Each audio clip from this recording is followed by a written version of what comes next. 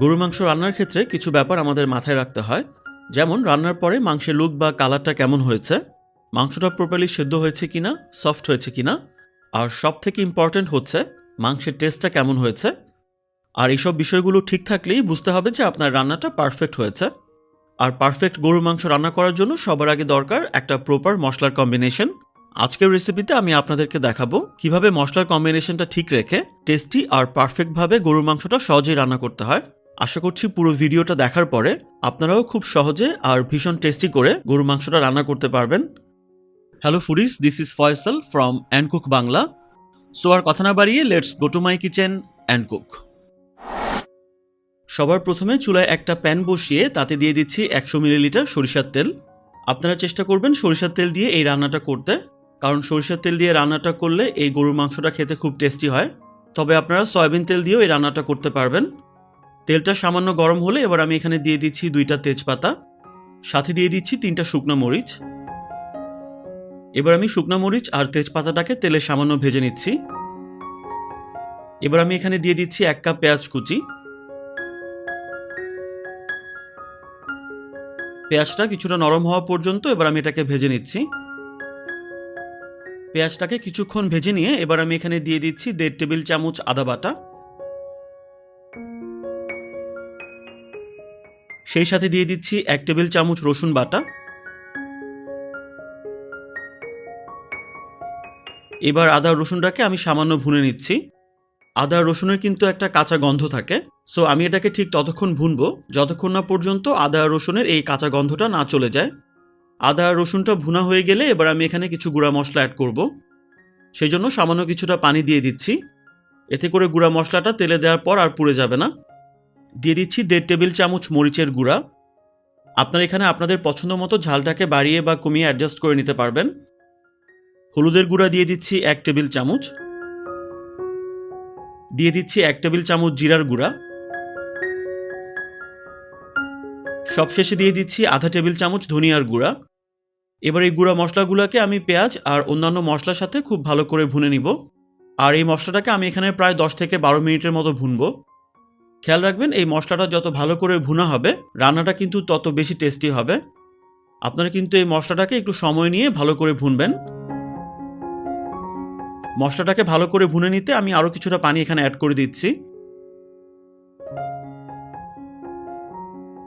আর 10-12 minute এভাবে ভুনার পরে এক পর্যায়ে দেখবেন মশলা থেকে তেলটা সেপারেট হতে শুরু করেছে, আর মশলার যে কাঁচা গন্ধটা আছে সেটাও চলে গেছে, আর তেলটা উপরে ভেসে উঠেছে। এবার আমি এখানে মাংসটাকে অ্যাড করে দিচ্ছি। আর এখানে হাড় চর্বি সহ 1 কেজি মাংস আছে, আর এই মাংসটাকে আমি রেগুলার কাট করে কেটে নিয়েছি। সাথে এবার আমি দিয়ে দিচ্ছি 1 টেবিল চামচ লবণ। আর লবণের পরিমাণটা কিন্তু আপনারা আপনাদের স্বাদ মতো এখানে অ্যাডজাস্ট করে নিতে পারেন। এবার মাংসটাকে আমি মশলার সাথে খুব ভালো করে মিশিয়ে নিচ্ছি।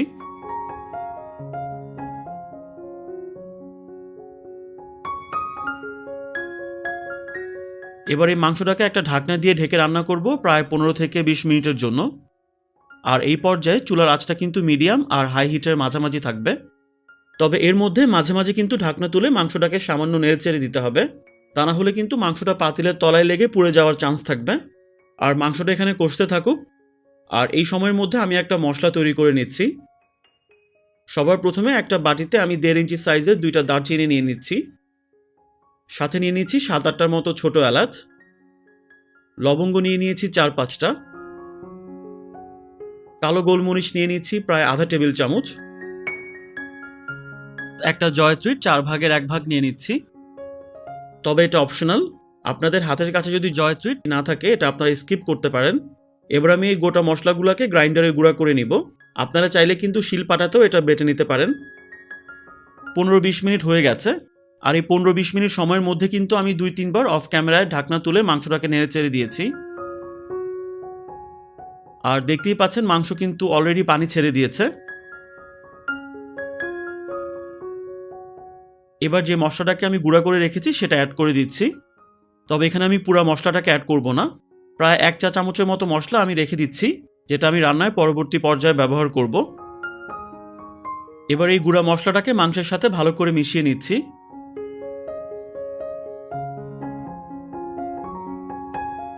এবার চুলার আঁচটাকে আমি মিডিয়াম আর হাই হিটের মাঝামাঝি রেখে একটা ঢাকনা দিয়ে এই মাংসটাকে ঠিক ততক্ষণ রান্না করব যতক্ষণ না পর্যন্ত মাংস যে পানিটা ছেড়েছে সেটা পুরোপুরিভাবে শুকিয়ে আসে। আর মাঝে মাঝে কিন্তু ঢাকনা তুলে এটাকে সামান্য নেড়ে চেড়ে দিতে হবে।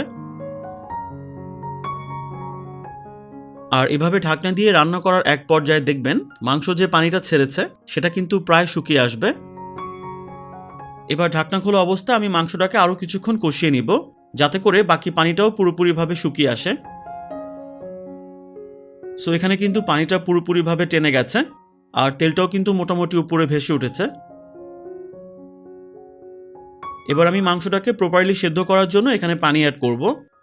এখানে আমি দিয়ে দিচ্ছি প্রায় 1.5 কাপের মতো পানি। মাংসটা সেদ্ধ করার জন্য যতটুকু পানি দরকার আপনারা সেই পরিমাণ বুঝে পানিটাকে এখানে অ্যাড করবেন। আর অবশ্যই আপনারা এখানে গরম পানি ব্যবহার করবেন। কোনো অবস্থাতেই কিন্তু মাংসতে ঠান্ডা পানি অ্যাড করবেন না। ঠান্ডা পানি অ্যাড করলে কিন্তু পাতিলের তাপমাত্রাটা হঠাৎ করেই ড্রপ করবে বা কমে যাবে। আর রান্নার সময় হঠাৎ তাপমাত্রার এই পরিবর্তনের কারণে মাংসটা কিন্তু শক্ত হয়ে যাবে, যার ফলে মাংসটা প্রপারলি সেদ্ধ করতে নর্মাল সময় চেয়ে কিন্তু অনেক সময় বেশি লাগবে। এবার সামান্য নেড়েচেড়ে আমি মাংসটাকে আবারও ঢেকে দিচ্ছি। আর এটাকে আমি ঠিক ততক্ষণ রান্না করব যতক্ষণ না পর্যন্ত মাংসটা প্রপারলি সেদ্ধ হচ্ছে। আর মাংস সেদ্ধ হবার এই সময়টাতে মাঝে মধ্যে কিন্তু ঢাকনাটা তুলে মাংসটাকে কিছু নেড়ে চেড়ে দিবেন। আর খেয়াল রাখবেন যাতে করে মাংসটা তলায় লেগে পুড়ে না যায়।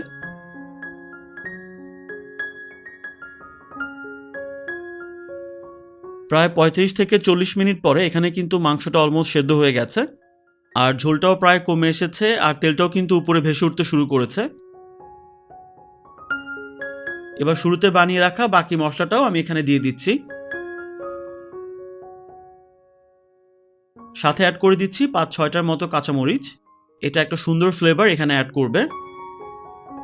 এবার সব কিছুকে ভালো করে নেড়েচেড়ে মিশিয়ে নিচ্ছি।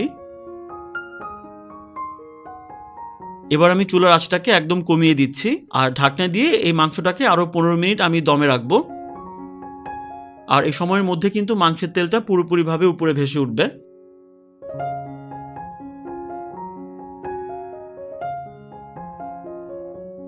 আমার মাংসটা কিন্তু রান্না হয়ে গেছে। এবার আমি চুলাটাকে বন্ধ করে দিচ্ছি। আর দেখতেই পাচ্ছেন এর কালারটা কতটা সুন্দর হয়েছে। এবার আমি মাংসটাকে সার্ভ করতে চলে যাচ্ছি। দেখতেই পাচ্ছেন মাংসটা কতটা সফট হয়েছে আর এটা কিন্তু খেতেও বেশ মজা হয়েছে। আমি আশা করব এই রেসিপিটা ফলো করে আপনারা বাসায় অবশ্যই এটা ট্রাই করবেন। আশা করছি এই বিফ ভুনাটা আপনাদের কাছে অনেক ভালো লাগবে। সো গাইজ, ভিডিওটা যদি ভালো লাগে অবশ্যই লাইক করবেন আর আপনাদের ফ্রেন্ডস অ্যান্ড ফ্যামিলির সাথে রেসিপিটাকে অবশ্যই শেয়ার করবেন। যারা অলরেডি সাবস্ক্রাইব করেছেন তাদেরকে অনেক ধন্যবাদ। আর এখনও যারা চ্যানেলটাকে সাবস্ক্রাইব করেননি প্লিজ সাবস্ক্রাইব করবেন। সবাই ভালো থাকবেন। Take care. আপনাদের সবার কাছে আমার একটা রিকোয়েস্ট থাকবে, দয়া করে আপনারা কেউ খাবার অপচয় বা নষ্ট করবেন না।